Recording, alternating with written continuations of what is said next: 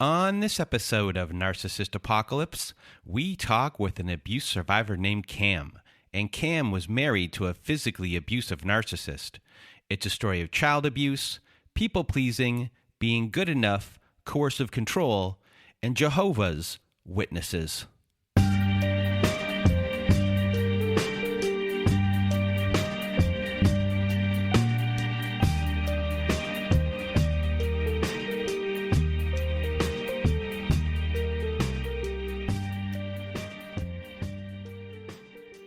Welcome to Narcissist Apocalypse, everyone.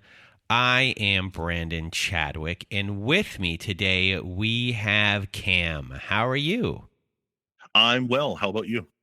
I am doing well. Thank you for asking. And if you want to be a guest like Cam is today, please do go to our website at narcissistapocalypse.com. Top of the page, there's a button that says guest form. When you click on that button, it takes you to our guest form page. There you can read all of our instructions and either send us an email at narcissistapocalypse@gmail.com or fill out our guest form and press the submit button. And please do send it in the format that we ask for. And we're always looking for more stories, so please do send in your stories. And a content warning for this episode, as this episode discusses child abuse, childhood physical abuse. There's also physical abuse as an adult in this story as well. We have graphic descriptions of it in this episode. We also have mention of suicidal ideation, a suicide attempt, and self-harm in this episode. So that is your content warning for this episode. And today you're going to hear Cam's story, and we have not had a lot of men on the show, so I just want to thank Cam for being our guest today. And, Cam is currently wearing his Star Trek shirt. He's a big Star Trek fan, as you will hear throughout his story. I just really want to thank him once again for being here, and now I'm going to get out of my way and your way. Cam, the floor is now yours. So I was born and raised in Calgary, Alberta, and I am the second of four children that was raised in a Jehovah's Witness household. I have an older brother who is 2 years older than I am, and then my oldest female sibling is 2 years younger than I am, and then the next one, the baby of the family, is 10 years younger. Being raised as a Jehovah's Witness is very high control, very strict. There's a long list of things that are forbidden, and the punishment for falling afoul of the rules was always severe. It was framed as spanking or discipline or, as the Bible says, not sparing the rod. But in my childhood, there were what I nowadays call weapons that were used: wooden spoons, leather belt. At one point, a length of garden hose was used. And in the absence of something, then slap in the face, especially, was my mother's favorite thing to do. Yeah, so being the second of four, I kind of followed in my brother's shadow in many ways.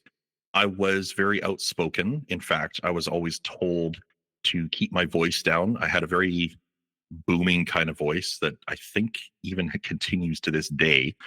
I was not afraid to speak my mind. Even from the age of 5, I suspected that my grandmother, my maternal grandmother, liked my sister a lot more than she liked my brother and I, and was not afraid to ask my mother about that very forcefully, right in my grandmother's presence. Growing up as a Jehovah's Witness, I was definitely a nerd. I was a Star Trek nerd, still am. I enjoyed reading, and one of the things about being a Jehovah's Witness is that you always have to make sure that you've read your Watchtower and you're awake, and that you've done your Bible reading for the week and studied the Watchtower article for the weekend as thoroughly as possible. But that kind of stuff didn't interest me as much. But what I would do is try to be a people pleaser and pretend to study it as thoroughly as possible just to keep my parents happy, because if they felt like I had rushed it or not done it to their satisfaction, then they would make me go back and start it all over again. In school, I was definitely not the popular kid in the class or in the school at all, partly because of being a Jehovah's Witness, also partly because I have a vision impairment and so always had to sit at the front of the class. And when I would read, I would have to hold a book about 1 or 2 inches away from my nose practically just to be able to read it. So the target of a lot of harassment at school, because I was stuck being raised in the Jehovah's Witness cult, as I now call it. And also my brother and I, we did not get along at home either. So it was kind of harassment and teasing on 2 fronts. I didn't get along with my brother. We had to share a bedroom. And it was very much like, stay on your side of the bedroom and I'll stay on mine. And don't look at me. Don't breathe on me. Don't touch me. One of the worst punishments that he and I ever had to experience together was being made to stand in the middle of the living room and hug each other for 5 minutes. That's how much we did not get along with each other at all. And it was kind of the same thing with the other students at school. I didn't like them just as much as I did not like my older brother one bit. Did not like being around them. Could not wait to get away from them. When my brother moved out at the age of 16, I was so happy to have him gone and out of the house. He went his own way. He also clashed with my parents, and quietly I kind of respected his courage at being willing to speak his mind with them. And even after he left, I would kind of do the same because my brother did it, so why can't I, kind of thing. The problem was that because I spoke my mind, it would earn me slaps in the face, violence like the wooden spoon, the garden hose, the leather belt, or threats of unspecified violence if I didn't take back what I said. So by the time I was in high school, at the age of 16, I was in grade 11. I was really at a point where I would suppress my true emotions if I was unhappy or sad or depressed, and would not want to share those, because if I did speak up about them, if I did try to stand up for myself, I would face punishment basically for doing that. And so I would retreat into myself. And even at times in the last few months of living at home, I would get up super early to go to school, and I would be at the school before even the principal got there because I just wanted to get out of the house and away from my parents. I did not want to be around them at all. But you can only suppress your emotions and be a people pleaser for so long, especially as a teenager, before it boils over. And what I felt was this growing hatred and a burning desire to either not be alive or to unalive my parents. And so when I was 16 and a half, it finally got to a point where I was talking with a school counselor because I didn't feel that I could trust anyone else, especially not any Jehovah's Witnesses that I knew or any elders. And I told her, I am about ready to kill my parents if I don't kill myself. How did they respond? Well, she told me that she had a legal obligation to inform my parents, knowing what she knew. And so we had to have probably what was the most uncomfortable phone call ever, where we called her up and I revealed to my mother that I was speaking with the school counselor and had been for several months in secret. And that, yeah, the emotional and physical abuse that they had been putting upon me, I had reached a breaking point. And the response that I got was, we'll talk about this when you get home.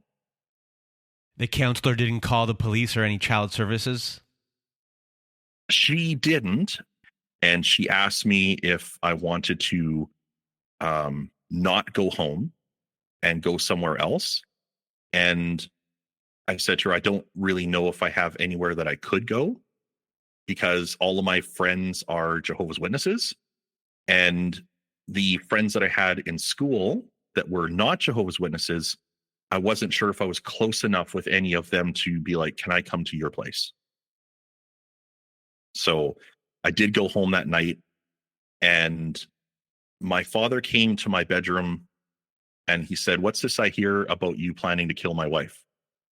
And I said, well, it's not that I'm planning to. It's just I'm trying to help you to understand just how angry I feel towards the two of you. And he said to me that your brother took us for a ride with all of his shenanigans. And he said, I am not going to be taken on that same kind of a ride with you. So shape up and get dressed for the meeting tonight, because that was a Jehovah's Witness meeting night.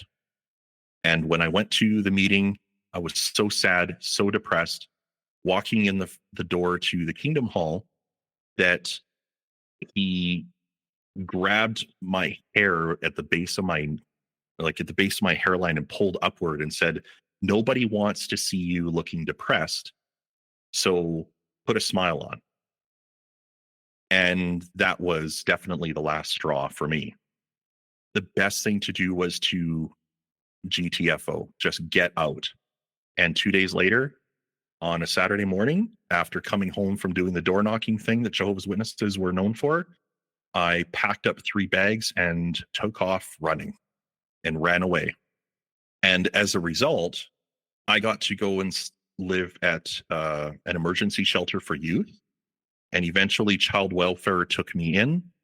And over the next 2 to 3 years, I had to really try to figure out what concept of family and friends means to me. Because a few months after running away, I announced that I did not want to be a Jehovah's Witness anymore, that I didn't trust any of that community, and that they didn't help me even as a child when I reached out and asked for help, even telling them that my parents beat me and they didn't do anything about it. I was like, no, I'm not going to be a part of that anymore.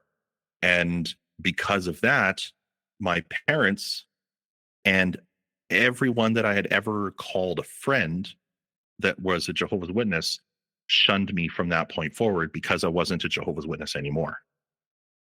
So because of that, my sense of self-esteem and self-worth dropped significantly, because it made me wonder, like, do I even have such a thing as friends? And if my own family doesn't want anything to do with me, then who would? And I am a disposable human being. And that's what I told myself. And for about a year or two after running away, I struggled with an even deeper depression. I struggled with suicidal ideations, survived multiple attempts at trying to die by suicide in traffic, and somehow managed to still graduate from high school and build something for myself from scratch. And while I was living in a foster home, there was this one family that kind of took me in as a member of their family. And I never lived with them, and there was never any sort of legal adoption process that happened. But to this day, I still call them mom and dad, and like my brother and my sister. And when it comes to the people that biologically created me, well, to be honest, I actually refer to them only by their first names. So you've gone through a tremendous amount of trauma already, and you're now in the foster system. So how is that experience, and what happens when you leave it? It was incredibly difficult. One of the things that happens when you are a child in the child welfare system is you can wind up moving a lot. I lived first at a emergency shelter for youth, then in a group home, then in a foster home, And over the course of one summer, that's basically when I was living there.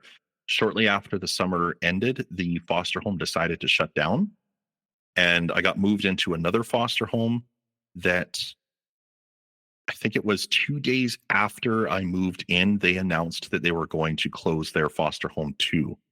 And so I moved through a few other group homes, and in my grade 12 year, I wound up being set up with supported independent living in my first apartment while still going to school. In fact, it was quite lucky because I got to be in an apartment 1 block away from my high school. So it was fantastic. But it was also lonely because everybody that I went to school with, they all still lived with their families, and they were looking forward to graduation. Their families were paying for things like their prom dresses or their prom tuxedos and whatnot. There was going to be after parties that they were going to be able to have. And I didn't have any of that. And when I did graduate, and at the grad ceremony where we all walk across the stage in cap and gown, I didn't have any family members there. I had my social worker there. And it was very difficult. And then after finishing high school, it's not like I had a job lined up, but at least child welfare was still like giving me some money to live on each month while I tried to figure out what it was that I was going to do with my life, what kind of career I was going to have. And without the support of like any kind of parental guidance, it fell on my shoulders to figure out what it was that I wanted to do in life. And even when I was still living back at home, I was very good with computers. I was very interested in computers. And so I wound up starting to learn, at least formally, how to create computer networks, how to build them, how to fix them, and go from there. There were some people that used to say when I was about 18 years old that I was like a 40-year-old in an 18-year-old's body, because I'd had to grow up so much in the course of 2 years and figure out a bunch of things that other teens don't have to really think about. It was challenging. And one thing that I will say is that at least child welfare provided me with a psychologist that I was able to see once a week to really try to unpack a lot of the things that I had been through as a teenager and as a child. And it wasn't until after speaking with this psychologist for a couple of years when I would describe to her what quote unquote spanking at home was like, her jaw dropped and she said, "That's not spanking, that's child abuse. You were abused as a child." And that was really something hard to accept, because I'm like, well, how does that even happen? Like, who does that to their kids? Who does something like that? It had happened to me, and I didn't realize it at the time. Even when being hit with the garden hose 30 plus times in one go, that I was actually being abused. I thought that I was being punished for something that I had done wrong, and that what I had done, I deserved. So just imagine just trying to come to grips with that the people that are your parents and that you believe are supposed to be the ones that love you and want nothing but the best for you are also the ones that are kicking the shit out of you. So you live away from being a JW for a whole 9 years, and you have highs and lows during this time, but eventually you do hit a big, big, big low. And the indoctrination of being a JW just really started popping up during this low point. And you felt that your life wouldn't have any meaning without being a JW. And even though that you were in love at the time with this woman who you've been dating for a while, this person wasn't a JW. And the indoctrination really got the best of you here. So if you were going to really be a JW, you had to find the right partner for you, and that person had to be a Jehovah's Witness. So for the next year, you spend your life, trying to prove to the JW congregation that's near you to reinstate you, which they eventually do. And that gives you a relationship again, also with your biological family too. So they come back into your life as well. And then eventually you're visiting a JW friend in their town, and you go to a meeting where you meet the person that you will eventually marry and who becomes the next abuser in your life. So walk us through this. So I was out visiting him for the weekend. He lived out of town. I went out to visit him, and what would happen on Sunday, there's always a meeting on Sunday. The younger ones in the congregation, and by younger, I mean like early 20s, they would go for brunch after the meeting was over, and then kind of go from there. So we met when I went with them for brunch. I was sitting at one end of the table, and this woman was sitting to my right, and we just seemed to get along. The conversation between us seemed to flow fairly well. There were times where some people might make a joke at her expense, nothing malicious, and she would laugh it off and whatnot. So I thought, like, oh, great, she has like an amazing sense of humor. And after brunch was over, I got back in the car with my friend, and just looking out the window at her, I said, she's kind of cute. And he's like, her? Like, yeah, she's kind of cute. And that was it. Like, there was no other kind of discussion about that. Well, 2 months later, at what Jehovah's Witnesses call an assembly, which is like a much larger gathering now. It's like maybe 6 or 7 congregations meeting in one place. In the 2 intervening months, the matchmaking wheels that are so popular amongst Jehovah's Witnesses were turning. And they were telling her all about me and what they knew from me as a child and growing up, and how wonderful the two of us would be together. And this was all unknown to me. So at this assembly, it was during lunch hour. I happened to be walking around the building, and I saw her come walking towards me, and she said, "Do you remember me? Like, we met a couple months ago." Like, yeah, it's good to see you again. And that weekend, it was definitely kind of like the group setting us up on a date, because we would go for supper after the sessions were over, and they made sure that she and I were sitting next to each other, because they wanted, nature to just take its course. They just knew that we would be the perfect match for each other.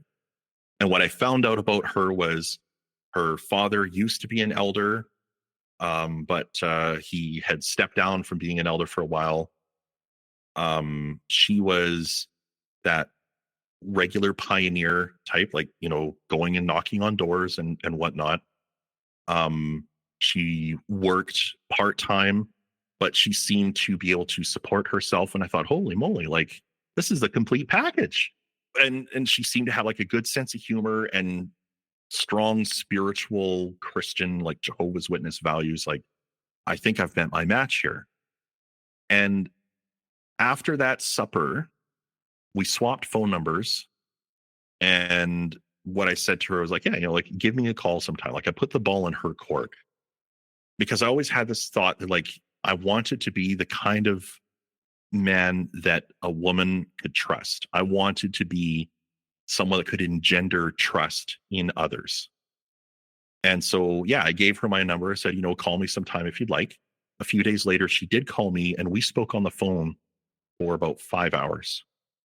And we talked about so many things. And I told her about how, for a time, I was not a Jehovah's Witness. I had become what they call worldly and had left, quote unquote, the truth.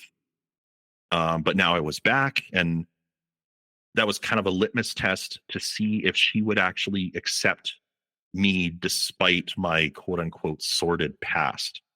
And she was perfectly fine with it. She said, like, that was then, this is now. You're like the prodigal son. You came home. Like, that's all in the past. So that's nothing to me. It's like, it's who you are now. Like, you seem like a decent fellow, and that's the person that I'm interested in. Everything you might have done before is not a deal breaker. And I thought, well, this is perfect because anybody who is so spiritually minded as a Jehovah's Witness would not be interested in me. I'm, damaged goods. Why would they want to be with someone who wasn't still a virgin for that matter and hadn't been saving himself for the marriage bed and so on? But she was fine with all of that. And me living in the big city and she was living in a small city, I said to her, how would you feel like if things worked out well between us? Remember, all of this is in the first phone conversation. If things worked out well between us and so on, like, would you move into the big city? And she said, well, to quote the Bible, as Ruth said to Naomi, wherever you sleep, I will sleep, kind of thing. So like, okay, this is great. She's interested in me. I'm interested in her. She seems really awesome. We went on our first date in December. I proposed to her in May of the following year. We were married in October of that. So from our first date to the date that we were married was 10 months. So you've come back to the Jehovah's Witnesses, the JWs, and you are immediately less than the others that are there. And you are not good enough, and you want to be good enough. And you have this construct that's going on, and it's a very coercive control construct of this religion. And there's these misogynistic gender roles, which will be tricky for you to live by yet not live by. But you are in this spot of trying to be worthy of to be one of them and to be married to one of them. And it's this uneven playing field from the get-go, which puts you in this very vulnerable position. And since you're in this vulnerable position, this can all be taken away from you. And as you stated before, you got engaged and married pretty quickly while you're in this spot of being less than. You get engaged and you're married, but you're still not on this even playing field. So at this time, in hindsight, what were the red flags that were going on while you were navigating this relationship and the coercive control construct of being a JW, a Jehovah's Witness? Right. So one of the things that started to happen, I think it was one of our first few dates. I still enjoyed listening to music like AC/DC and Eminem, despite being a Jehovah's Witness, and that's one of the things that JWs are not allowed to listen to. I remember one time we were going on a date. She came to pick me up because I can't drive because of my eyesight, which also she was fine with. That was something else that I was grateful for. She came to pick me up, and I showed her my brand new ringtone, which was I think it was the real Slim Shady on my Nokia type phone. And she just had this sort of like dark thundercloud almost appear over her head. And she just turned on her heel very quickly and stormed out of the room, out of the house, and out into her car. I was like, oh, this date's canceled. Like, what's going on? And I thought that she had driven away. And then she messages me and she goes, well, are you coming out or not? I'm like, oh, you're still okay. So I go out there and I'm thinking like, oh, like I'm in trouble. And she says, I'm so sorry for just storming out like that. She says, that's a song that I really don't want in my head. And I figured the best way to get it out of my head was to just get out of there as fast as possible. So I thought nothing of it. I'm like, oh, okay, well, that seems logical. And that, in hindsight, that was my first clue. Something was wrong. But as the months went on, there was a time shortly after we got engaged. She and I had gotten an apartment that we were going to live in together, and I was living in there first. And I came home from work one night to find her there, and she had done some superficial cutting on her wrists. Nothing super deep. It was about as deep as like a paper cut would go. But took her to the hospital, and they said like, oh, well, she's looking dehydrated and whatnot. They suggested that she might want to speak with a psychiatrist or a psychologist. And then they turned her loose. A month later, the two of us were going to get together with my youngest female sibling. We were going out to visit the parental units. And I was on the phone with my youngest sibling there, and we were trying to sort out like some kind of a pickup arrangement. And at the same time that I'm trying to talk with her on the phone, my now fiance is also trying to ask questions and speak. And so I've got one in each ear talking. And so I just kind of said, well, hold on just a moment. Like, I'm just trying to hear her. And she got so angry. And this is while we're driving, by the way. She slams on the brakes of the car, reaches over with her right hand and grabs my left ear and twists it like a doorknob out of the blue. And I'm like, oh, I know. And I get her hand off of me. And I tell my sibling there, I was like, look, I got to call you back. And I hang up. And she just screams at the top of her lungs, pulls off the road into a parking lot, and gets so angry with me for telling her to just, hold on for a moment, takes off the engagement ring and hands it to me and says, we just shouldn't get married. Here, take the ring back. And so instantly the thought that I have is like, oh, well, this is my only one chance. This is my only chance to be with somebody. Never mind the fact that my left ear is throbbing. Never mind the fact that she just like physically assaulted me. I apologize to her profusely and tell her, no, please. Like, I'll do better in the future. She just kind of sizes me up and down, as it were, and then put the ring back on and said, all right. So the month before we're going to get married, we're out visiting my folks again. And she has another, what can only be described as like an absolute hissy fit. I can't even remember what it was about, but she just took off, like just drove off and left me there, and then called me up and she said that she wasn't sure if she wanted to go through with it. And I said, well, that is a decision that you need to make, because me and my family, we come as a unit, right? And she said, well, I hate your family. They're nothing but a bunch of bitches. Like, that's an exact quote. And she said, look, just give me some time to think about it. She says, don't worry, I'm not going to leave you stranded. I'll drive you home, but just give me some time. In the meantime, my brother, seeing all of this, he says to me, dude, don't marry her. Like, end it. Like, break it off, right? Remember that this is the brother that I've never, ever, ever gotten along with. So I'm thinking to myself, well, what do you know? Like, you don't want me to be happy. This is my only shot. And then even my father is saying, like, look, you do have until like the very moment that you say I do to say I don't. And like, you can end it. But I thought once we get married, like, it'll be better. It'll all be fine after the wedding day. Well, the wedding day came and went. And in the first month of marriage, in the time period when you would think that you're in the honeymoon phase, right? Probably can't keep your hands off of each other kind of thing. It was 27 days after we were married. That was the very first time that she punched me in the face and in the stomach and in the ear, and was threatening to leave.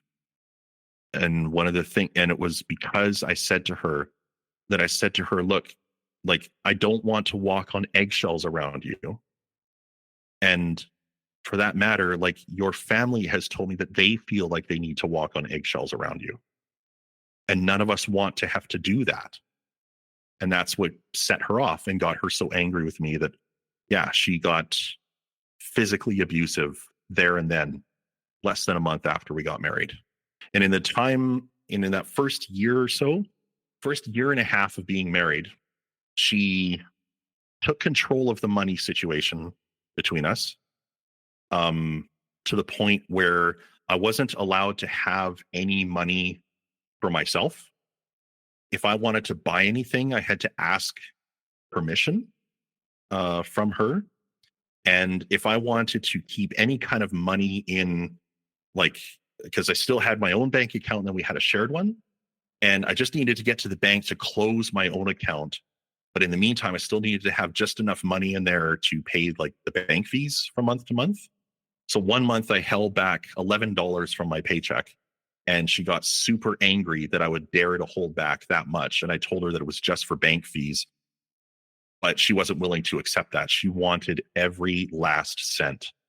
And what she did do was she put me on an allowance, basically, where I was only allowed to have something like $20 of cash every 2 weeks. And the rest of it, like any money that would go into the bank account, she would pull it all out in cash and carry it in her purse. When I would ask her, like, okay, but what if we get robbed? Like, what if your purse is lost or stolen and all of our living expenses money is in your purse?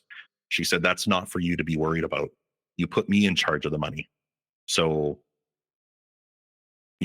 don't question it. And when I questioned her a little bit further about it, she would get very angry with me and like throw things at me for daring to ask her about it. Now, the biggest thing that you have to understand is that as a Jehovah's Witness husband, you're supposed to basically be like the head of the house. And unfortunately, there are many Jehovah's Witness husbands that take that to the level of where their former wives would make great guests on your podcast. But I didn't want to be one of those husbands. But I also didn't want to be seen by the elders in the congregation as someone who was subordinate to his wife, because that's wrong. That's basically going against what Jehovah demands of you, what the church demands of you as a husband. And if you are not a good spiritual husband, and looking after your wife spiritually as well as physically, well, even that can bring you foul of the whole judicial machine of the congregation. So there's this sort of misogyny that you're supposed to have where my word is law and that's that. But I couldn't even ask questions about like, well, why can't we leave the money in the bank account where it's safe without having her get violent physically, or even be like manipulative and turn on the crocodile tears and like, oh, you don't trust me, and why did you even marry me, and maybe you should have married my sister instead because the two of you get along so well. And she would put me in these situations where I had to constantly reaffirm my devotion to her and only her, and that I wouldn't question what she is saying or doing. And remember, I didn't have to marry you.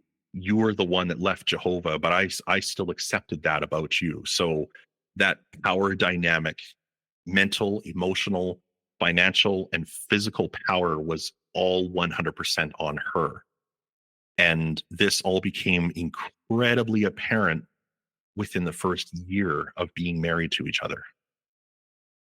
And eventually, after 2 years of being married, you end up moving. So I guess walk us through this. Yeah. So she had grown up in a smaller city environment. She wasn't used to big metropolis city life.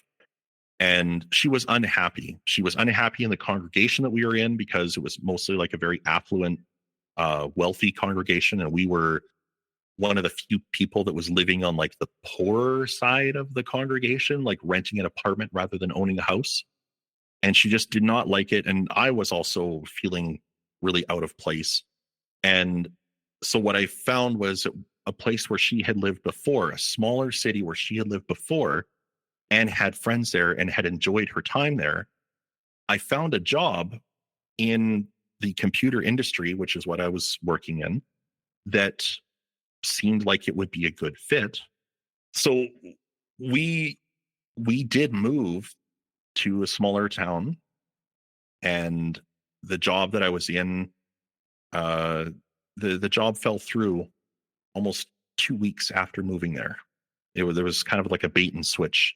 They hired me for one thing, and when I got there, they had said, "Oh, well, in the time that it took you to move here, we've decided that we want to go in a different technical direction, one that I knew nothing about." And I was like, I just blew up my entire life and took a pay cut from a job that I was doing very well in to move here to work with something I have no idea. Like, why am I here then? But we were stuck there because the move had basically like wiped us out financially in many ways. It's expensive to move. And especially when you're moving like from one province to another, right?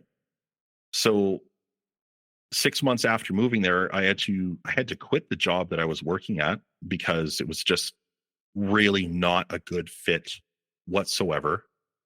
And where we were living, the IT industry is almost non-existent. So it's not like there was another job that I could really get into that would pay anywhere near as much. And so I wound up working retail. I thought to myself, well, it'll be okay because, you know, we just have to trust in Jehovah. And I am married to a woman that knows how to live on less. You know, she was able to support herself on a part-time waitress salary. So I mean, at the very least, I'm working full-time on minimum wage. Like we can do this. And the cost of living here is less than it was back, you know, in Alberta. What wound up happening was that she demanded more and more money for her to spend. Because if we had an argument about something, or if she would behave in such a way that I would try to tell her, like, look, that's not acceptable. Like, really good example was hitting me. Like, if she hit me and I tell her that's not acceptable, like, you know, you can't do that.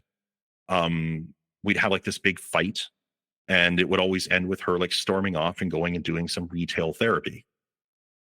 And she would come back and like, okay, you went shopping and now you feel better, so I guess I'm safe for a time. But what I found out was that she was opening up credit cards that she didn't tell me about and running up credit card debt. And she was essentially using credit cards as if they were an actual source of income. And I would beg and plead with her to stop going and buying stuff that we didn't actually need, because she was creating more and more of a load of debt for us, that if we ever wanted to move somewhere else, or, you know, pick up and go to another country to serve as missionaries for Watchtower Bible and Tract Society, that, you know, we wouldn't have the financial ability to do it if we were carrying all of this debt. So I'm still trying to be a good Jehovah's Witness and trying to play the spiritual angle with her. And I remember one conversation where I said to her, think of it this way: if I make $12.50 an hour and you buy something that is $25, you have committed me to about 3 hours of labor working for Satan's system, basically, like the commercial system. Because $25, you know, take taxes and all the rest of that away, like, yeah, $25 cost me 3 hours of my life. You know, so think about that for every purchase that you take. And then the next day she comes home and she's bought herself an iPod. So there was very clearly no regard for any of my feelings or desires to not accrue this debt. And even then, if I dared to purchase, say, like a chocolate bar from the dollar store, which meant, like, at the time that it was 65 cents, if I happened to do something like that and I would, say, use our shared account to buy myself a chocolate bar and a drink or whatever, well, it would show up on the statement and she would find out and she goes, what do you think you're doing? Like, how dare you? You know, I have a very strict budget that you're on, and that's not in it. And that would start a fight, and she would get angry with me for going behind her back. And so, yeah, like after a few years of this, I remember one time being on the phone with my biological parental units, and I was in tears, and I just said to her, I said to him, the only reason that I'm still with her is not out of love for her. I don't love her and I don't like her. The only reason that I'm still here is because I promised Jehovah in front of all of our friends and family that till death do us part, that I would stick with her. So that there's no love here. It's just a sense of duty. And what I was told was, that's very admirable. There are people that suffer with far worse than you do from their mate, and they're still together. So, Jehovah sees that and will reward you in the end. And even at a time where I thought about the idea of saying, like, you know what, screw it. Like, I don't have to stay here. I don't have to put up with this. Then Watchtower put out this article where they were talking about this so-called real life experience of some woman named Susan or Sharon or something like that, and how her husband Steve beats her, and that she was talking about it with her friend, and what her friend said to her was, well, maybe you need to be a better wife to Steve and be more God-fearing, and Steve will notice that and, stop hitting you. And this was advice. This is basically direction that was given in the Watchtower magazine. And like, when I looked at it, I was like, I have to stay with her. Here's Watchtower telling me, like, no, you don't get to leave. You have to stay. Jehovah will really be angry with you, and you will hurt him and bring reproach upon him and the congregation and everything else if you leave. Even at one point in time, I spoke to this one elder that I had grown to almost look at like a father. And I told him about how she's physically violent and the names that she calls me, and even like some of the damaged walls in our house from what she has done to them. And I said to him, like, I fear for my life. Like, one day I'm so afraid that I'm going to wake up just in time to see her standing over me with a giant knife, and she'll kill me. I thought, like, that'll be my fate. And I told him about this, and I said, like, I don't know what to do. I mean, I'm responsible before Jehovah for her spiritual well-being and all of the rest of this. And like, like, I don't know what to do. I'm trapped. I'm stuck here. And he said to me, brother, he says, I really feel for you, but he says, what happens in your house? He says, that's none of our business. He said, we're not here to police what goes on in your house. That's between you and your wife. He says, we're not qualified to deal with that. He says, like, we're spiritual shepherds. We're not police officers. And I even said to him, yeah, but this one book that we all have, it was called Keep Yourselves in God's Love, literally says that her behavior is disfellowship worthy. So if it's disfellowship worthy, doesn't that mean that as an elder body, like, maybe you need to talk with her about this? Maybe you need to talk with the two of us together about it, and we need to figure something out. I mean, what Bible principles can we apply if this is happening? And he said to me, no. He says, no, that doesn't apply. He said, just, help your wife to see the beauty of being submissive instead. Well, good luck with that. So anytime that I would try to do things that a spiritual husband should do, she would shut me down. And then what she would do is that she would gaslight me later on and say like, well, I'm shirking my responsibilities. And I said to her, okay, but every time I ask you about that, you don't want to do it. Like you tell me no. And she goes, well, that doesn't mean that I won't change my mind. You just have to keep asking me. And I said, I'm not going to chase you down to do these things. Like either you want to do them or you don't. Right. And if I ask you, like, okay, do you want to do this thing together? And if you don't feel like doing it at that point, I'm not going to come back to you every hour or every couple of hours or whatever and see if you changed your mind. Well, that earned me a slap in the face. Right. So I couldn't even in a rational way tell her like, look, this is a boundary that I have. I'm not going to do this kind of thing. But she would henpeck at me about these kinds of things, even to the point where I told you how much I love Star Trek. And when we started dating, I told her I love Star Trek. And I had all of the Star Trek movies, like the collector's editions of them. Well, for about 3 or 4 years, she would henpeck at me almost daily or weekly, telling me why Star Trek was anti-Bible, against the Bible, and why I should get rid of them, and why I shouldn't be allowed to watch Star Trek. And for that matter, I shouldn't listen to most of the music that I do. And at one point in time, she even went through my CD collection and put sticky notes on all of the CDs saying which tracks I was allowed to listen to on that disc.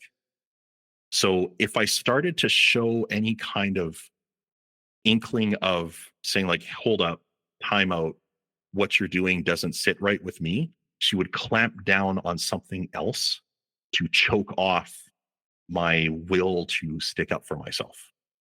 It finally reached probably one of the lowest points that I can ever remember. She reached a point, it was one of the many times that she was threatening to leave. And she would go through this performative routine of packing a suitcase. It's like, yep, I'm walking out, I'm leaving. And I would always, time and time again, try to convince her, like, no, like, stay. I'm sorry. Well, I'd finally gotten to a point where I was just like, look, if you want to leave, then do it. Like, I give up. Right. And she was in the middle of packing a bag, and she was using a suitcase that was mine and that I had had for years. And I said to her, if you're packing a bag, you don't get to use my suitcase. Like, that was given to me before I came back to being a Jehovah's Witness. It's mine. Like, you have to use your own luggage if you're packing to leave. And she said, fine. She's packing another bag. And I'm like, okay, this time she's really serious. And so I looked her right in the eye and I said to her, if you are going to leave and you do walk out that door, then I am begging you, please don't return. Just don't come back. Just keep driving. Like, go home to your parents if you want to. They lived in another city. Go home to them if you want to. Right? I'll clean up here and dismantle everything here and so on. But just I'm tired of this roller coaster. And she got so angry, she took the bag that she was packing, like one of those big shoulder bags that some women can carry as a purse even. She took it and swung it over her head and hit me square in the face with it. And then picked up something else and threw it at me. And then with nothing else handy, she came charging me with her fists raised. And I caught her wrist right before she was going to punch me in the face. And I said, don't you dare touch me like that ever again. You never get to do that again.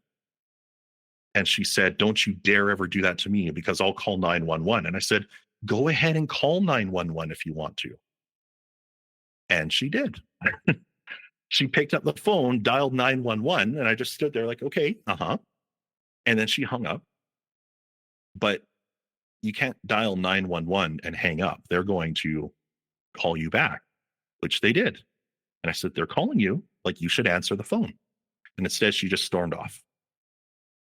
And then 911 stopped. And then they called again after she had left. And I picked up the phone and they said, yeah, this is 911. Somebody dialed us. And I said, yeah, that was my wife. And they said, you you realize that, like, anytime somebody dials 911, we have to dispatch the police. So we are going to be sending them. I said, okay. The police showed up. They came in and they said, like, are you here alone? And they said, yeah. And I told them, they said, like, what happened? And why is your lip bleeding? And I told them what happened. And I told them how I had even had to, like, physically defend myself before she hit me again. And I realized, oh my God, like, I've just assaulted my wife.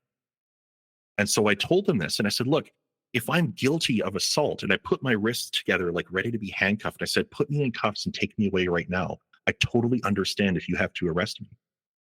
And these two officers looked at each other and looked at me, and they said, are you kidding?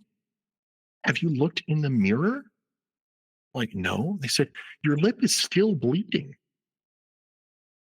And like we can see the cuts on your face from what she did with the bag. If anybody should be getting arrested here, it's her. Do you want us to arrest her? Like, do you think that she'll come back? And I said, oh, she usually does her retail therapy and then she comes back. You want us to press charges? And the first thought that I had was, how would this look to the congregation to have a Jehovah's Witness wife being charged with assault from her Jehovah's Witness husband? And I said, no, I don't want to press charges. And they said, do you feel safe here tonight? I don't know. Do you have anywhere that you can go? And I even thought about that. And I was like, well, everybody here was friends with her first. I'm the new guy. And there's no way that they would let me come and stay with them because my wife is abusive. I'm on my own. I mean, the elder that I thought was like a father to me said, like, it's none of our business. Like, this is all on your shoulders. And I said to them, no, I don't have anywhere that I can go. Do you want us to take you to a shelter? I said, does such a thing even exist here for men? The police wound up leaving, and she came back. I had kind of like locked myself in the office, and she was trying to push her way in, and I leaned hard against the door and I said, I don't want to see you. And she just told me through the door, she said, don't ever piss me off like that ever again. And every trope that you ever see on TV and everything that you ever hear, even in real life, about like a battered wife and the things that her husband say to her, or boyfriend or significant other or whatever, will say to her, I'm so sorry, I'll never do it again. Oh, you shouldn't have gotten me so angry. Like, all of those things. That was my experience. Like, week after week after week. And we'll flash forward a couple of years, and our debt load was super high enough, and we were just getting further and further into debt each month because, like, the interest on the credit cards and making minimum payments, nothing was happening. It finally got to a point where I went to get a job. I wanted to get a job somewhere else so it could pay more. One of the biggest things was that I said to her, like, why don't we move back to the big city? There's plenty of work there for me. You wouldn't even have to find a job because I could probably make enough money that I could support us both easily, and we could pay down this debt and, get things going for ourselves, because we're not making ends meet here at all, and we never will. And she said, no, I would rather live anywhere else but there. I even sooner live in this other city that's much larger. I wound up getting offered this amazing job that I would make like more than double what I was making where we were living. And I would get to do the kind of work that I wanted to do, which was like web development work. And I even found solutions for every objection that she would have for moving back to the big city. There was answers for everything. Like, well, we can't afford it. Well, guess what? As it turns out, I can get paid $2,000 to build up this website, which would be like super simple for me to do. And on top of all of that, my brother-in-law is willing to drive here and load up all of our stuff in his trailer, and we'll drive it back. So all we would have to pay for is gas. Well, yeah, but what about a place to live? Well, my sisters are looking for a place, and they've actually found like a couple of really amazing options that are like even less than what we pay now for rent. Well, what about a job? Well, as it turns out, like you're working for Staples now, little Staples here in the city. Like I told them about what your role is here, and they would love to have you come there. Like they could initiate the transfer paperwork like that, so you wouldn't even have to work. Well, who says I want to stay at Staples? Just all kinds of objections. And finally, she just said to me, look, it doesn't matter if you take the job or not. It doesn't matter what you do. I'm leaving you anyway. And I'm going to go and live with my folks. I said, well, then if that's how it is, then you've just made my decision so much easier. And I didn't care anymore about the whole thing of like having to be like a good scriptural husband anymore. I didn't care about what others thought about our marriage or anything like that. When I kind of just took that weight off of my shoulders and that obligation off of my shoulders and said, no, like she wants to leave, let her. I'm not going to lift a finger to help her stay. It was incredibly liberating because there's an expression, an acronym, dilly-gaff. Do I look like I give a fuck? And that was my attitude about any kind of one of the power moves that she was still trying to play. And as if she was trying to call my bluff, and she was packing her things and she was loading them up into the van that we had and, taking them to her parents' place in another city. And she was going to make 2 trips, and she made 1 trip full of the stuff, and it's like, yep, it makes sense. Yeah, you're probably going to need to make multiple trips. And we started making arrangements for what would happen with the things that she couldn't take and the things that I wouldn't take, and how we would divvy up the proceeds and everything else. And when the final day came, she was loading up the last of her things into the van. And I even took the morning off work to help her load it up. And I was even asking her a couple of things like, do you want to take this with you? And so on. She had another temper tantrum. She's like, well, I can't take that with me because I don't have the room. And, you're really screwing me over here by not moving. And I just looked her in the eye and I said, like, you know what? Last time we spoke about this one particular item, you told me that you did plan to take it with you. And that's why it's here at the door. So, let's get you loaded up. Like, enough already. I've had enough. And you have too. And she drove off and out of my life. Well, almost out of my life. She drove off, and I wound up just getting help from non-Jehovah's Witnesses to deal with the remainder of all of our belongings, like people that I worked with, basically, and that had seen the scratches and the cuts and the bruises and such that she had left on my face and on my head and whatnot from her abuse. Once she was gone, they swooped in like angels and helped me in ways that the Jehovah's Witnesses weren't willing to at all. I just need a breath, because like one of the things about me, actually, even if you want to have this in the episode, one of the things about me as I tell you about all this, I have an amazing memory. Like I watched Star Trek II, The Wrath of Khan so much as a kid that I used to be able to just close my eyes and watch the movie in my head, word for word, scene for scene. And even now I can quote lines, entire scenes from that movie, and even give like the same performance that the actors do. Right. So I can do one. Yeah. Khan. Yep. There's something from that movie which always stays with me to this day, which always freaks me out. I think I'm scared of earwigs. Yep. Because of that movie, like right off the bat at the beginning, the things that they're putting in the ears. Yep. And I could see it in my head. And even as a kid, I remember I used to have to cover my eyes for that part.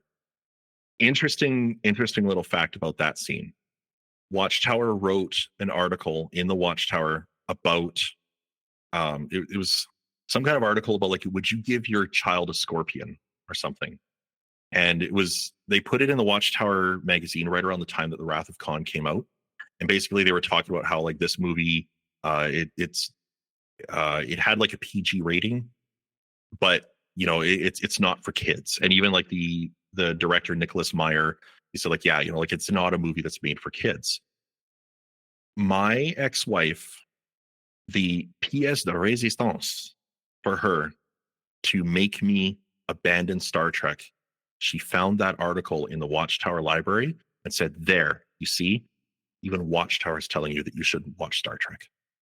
My whole point about bringing all of that up is to tell you that, like, as I tell you about all of these instances of like physical violence and manipulation and everything, my memory of them is so vivid that as I tell it, I relive it in my mind's eye. And I have to do certain things to remind myself that I am not still there.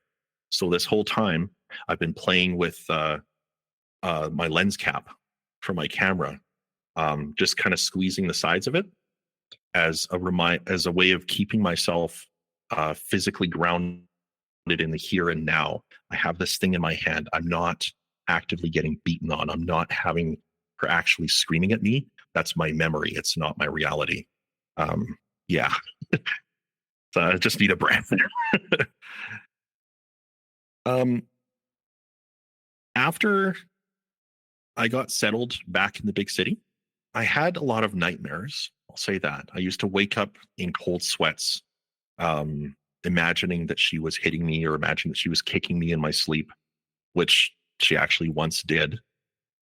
Or even waking up from like a night terror, imagining that she was standing over me with a knife. And the longer that I was apart from her, the more I felt like I could just breathe. The more I felt that I could just start to be myself.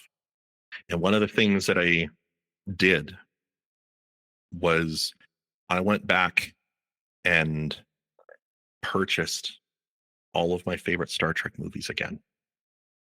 And some of them I even found the collector's editions that I used to own before. Others I couldn't find, but some of them, like I found the Wrath of Khan collector's edition again, put it in my collection, even like some model starships and everything, like just starting to kind of rebuild and get reacquainted with the things that made me me, things that were important to me, things that I loved that she had made me get rid of.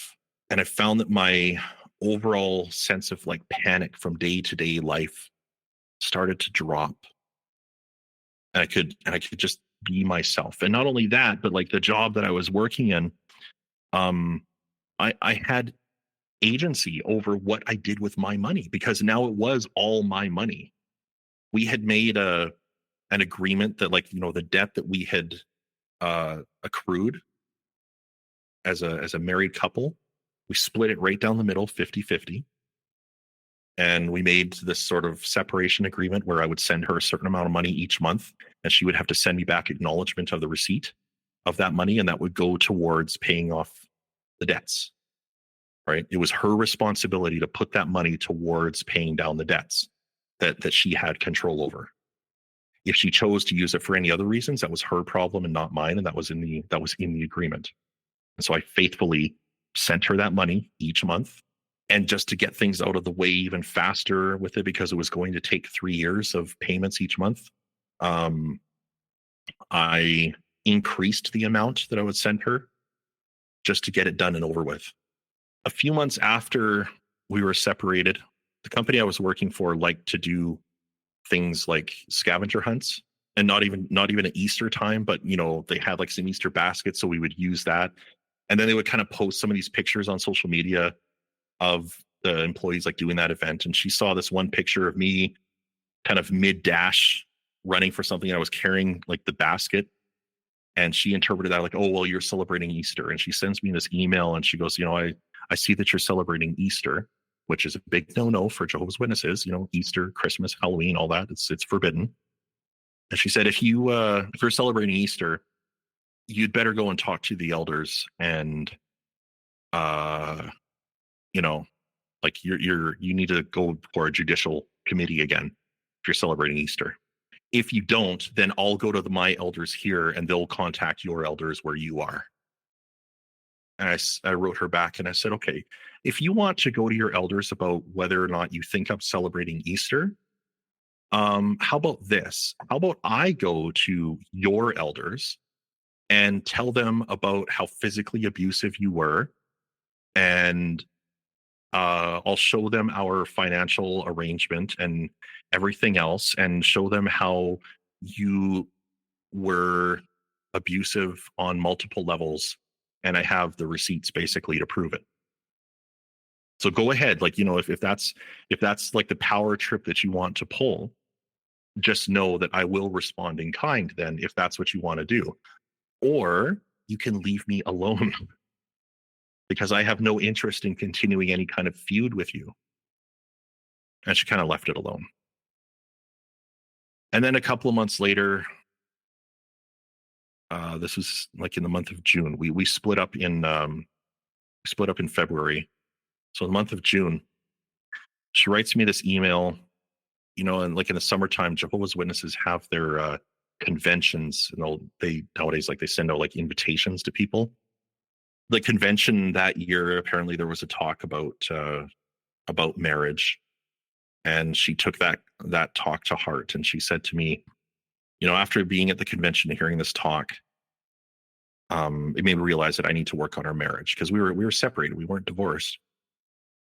And she said, like, you know, tell me what I would need to do. Like, I admit that I did a few things that were not the greatest. Biggest understatement of the year, of the century. She says, just tell me what I would have to do. And I wrote her back. The crux of the email was that what you would have to do is not be you, which is impossible for you to do. So it's impossible for you to do anything that would make me want to take you back, because I'm happier without you in my life. I've never felt this happy in all of the time that we've been together, or that we were together. And I am never, ever going to give that up. And after a year of being separated, I filed for divorce based upon the grounds of, well, we've been separated for a year.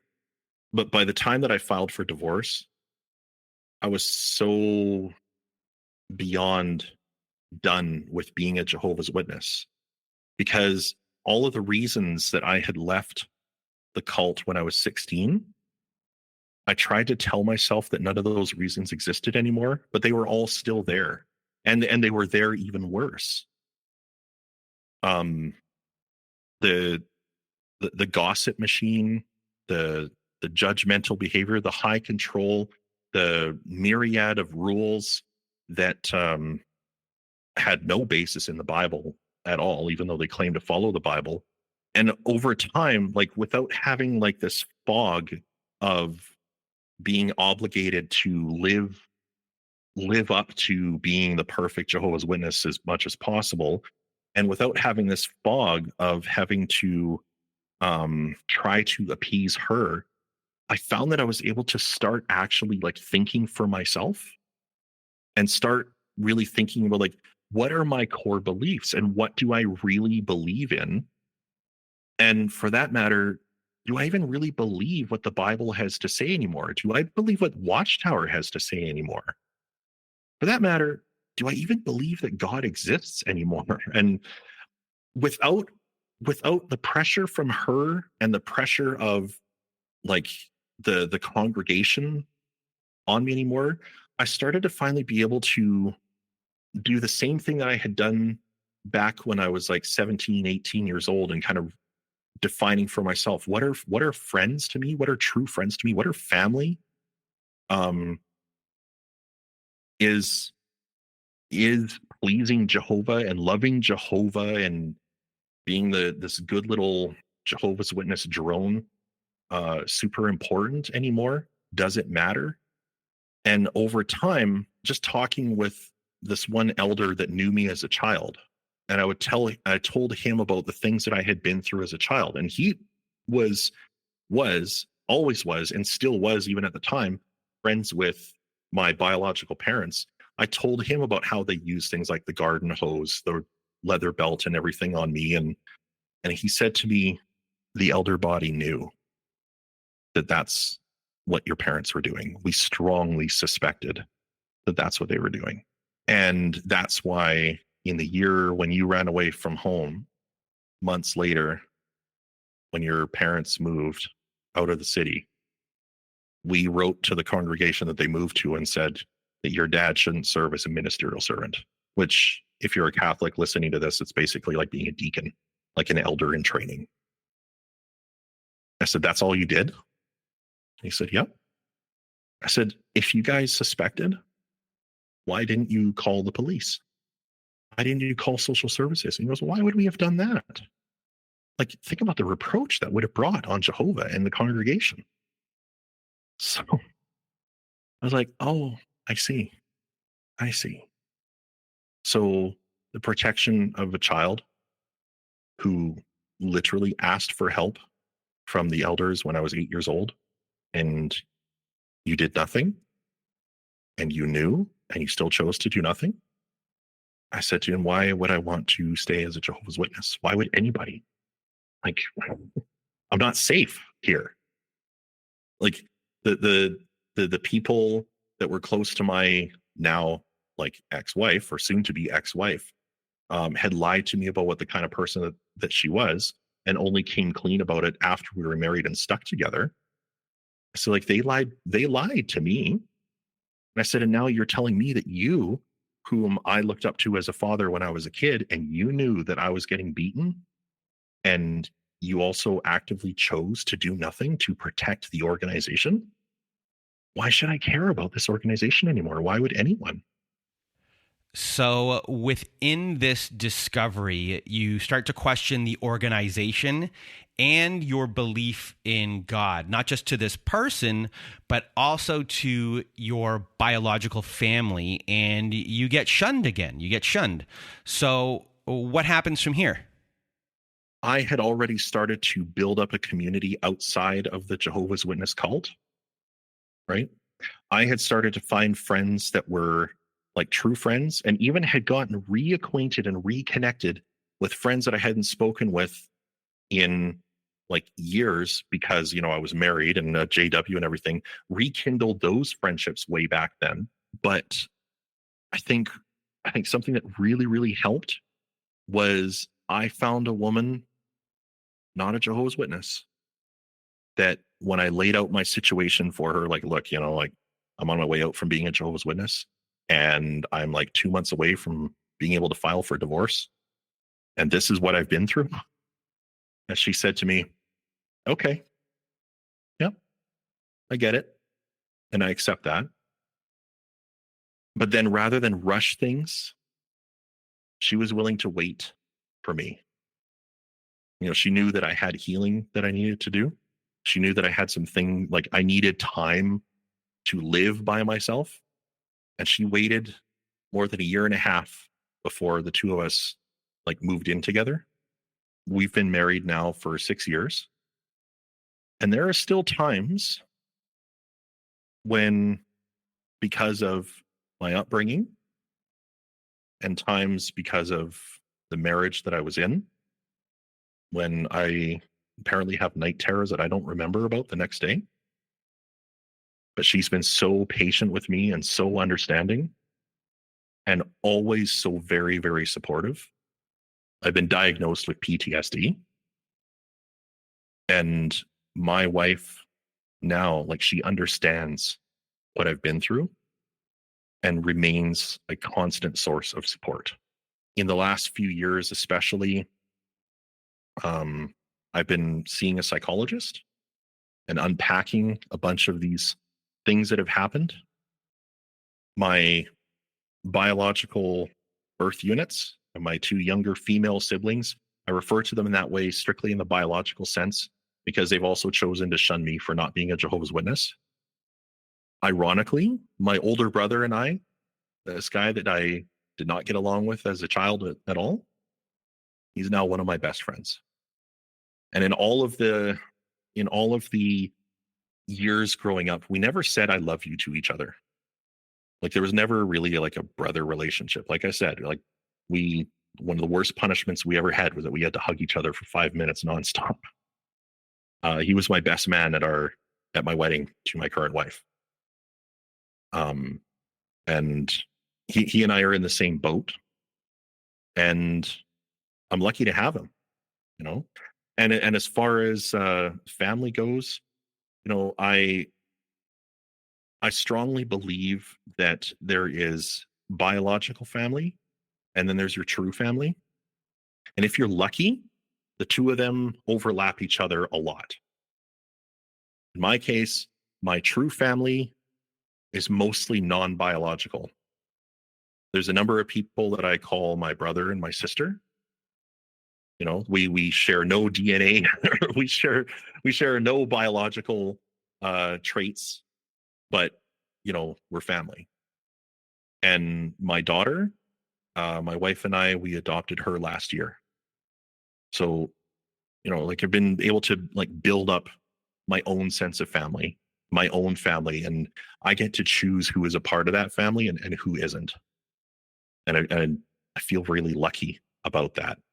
And there have been times where I've had this feeling where like, oh, you know, I'm like, I don't have family. My wife, she's the one that's got the family. She's got the relationship with her parents. And she once said to me, you know, if you look at our wedding photos, the family photos, she says, look at my side of the picture and then look at your side of the picture. She says, remember that two people on my side of the picture belonged on your side, but they were put over on my side to help try to balance things out. So, night and day. And if you had any words of wisdom for everyone listening, what would they be? The first bit of wisdom that I can possibly give you from my experience is, and it may sound really cliche, is life is too short to stick around in an environment where you're trying to gain somebody else's approval that very clearly you won't ever get it, and that is only there to use and abuse you. Don't get even. Don't retaliate. Don't return that kind of behavior. Just get out.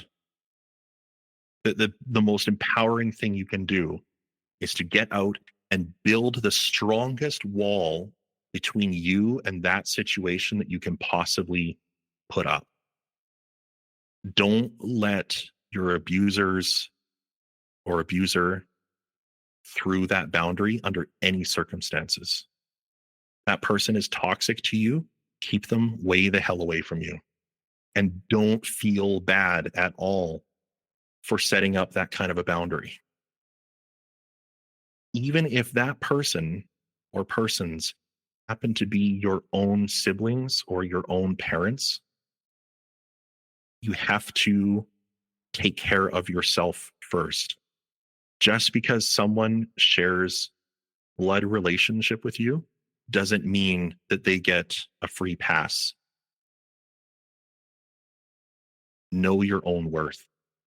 And I know that sounds like just like something on the back of a Hallmark card, but or something of one of those like affirmation memes that you see on Facebook, but know your own worth and find your own worth and like live the way that you want to live. Like be honest in your life and don't try to live up to these weird high control expectations. And I don't just mean like, you know, oh, if you're a Jehovah's Witness, get out.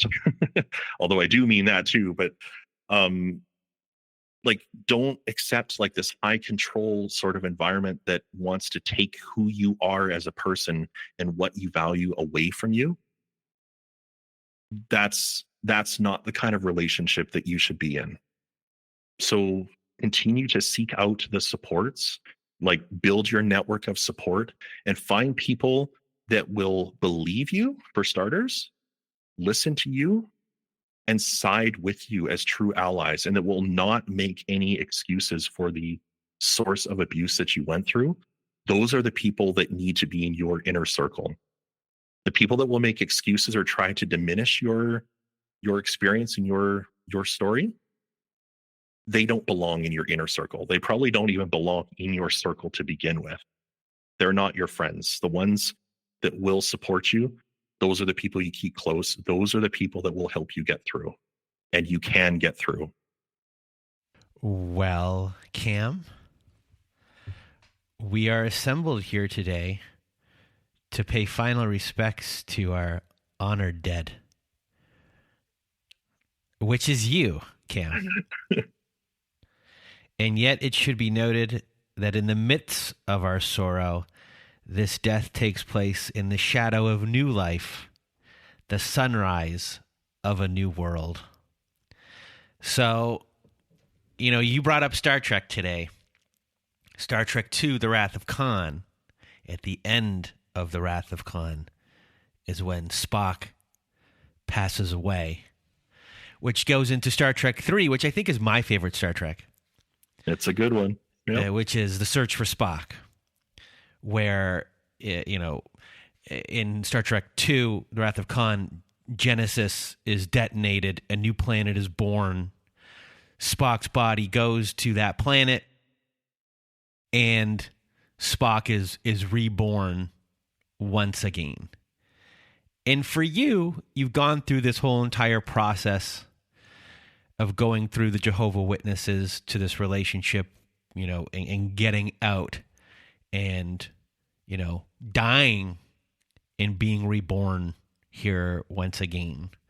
So I really can't thank you enough for being here, sharing your story. And, you went through a very difficult life and experience, and you helped a lot of people today by sharing your story, telling it just so clearly for everyone to understand everything that you went through and all of the little tiny things that were happening to you. And I really just can't thank you enough for being here. You changed so many people's lives today just by being here and sharing your story. And just a big thank you and a big hug from everyone who's listening. And we're happy where you are right now. And just a really big thank you. Well, thank you so very, very much for letting me share my story. Live long and prosper. Peace and long life. Well, thank you once again, Cam, for being here. And if you want to be a guest on our show like Cam was today, please do go to our website at narcissistapocalypse.com. At top of the page, there's a button that says guest form. When you click on that button, it takes you to our guest form page. And there you can read all of our instructions. And you can either send us an email at narcissistapocalypse@gmail.com or fill out our guest form and press the submit button. And please do send it in the format that we ask for. Also, at our website at narcissistapocalypse.com, we have a support group. So at the top of the page, there's a button that says support group. When you click on that button, it takes you to our very own safe social network. And there you can see that we have meetings, Zoom meetings every Wednesday night, Thursday afternoons, and Saturday nights. We also have forum boards for you to post on to get the validation that you need and to validate other survivors just like you. It is a wonderful group of people on there. So if you need support, join our support group today. And if you need even more support, please do go visit our friends at domesticshelters.org. At domesticshelters.org, they have articles and resources to help you make sense of what you are dealing with. They have every phone number, email address, and web address for shelters and agencies. No matter how big or small the town you are in, domesticshelters.org has it there. It is a wonderful free resource and organization. So if you need more support, please do go to domesticshelters.org. And that is it for today's episode. So for myself and Cam, we hope you have a good night.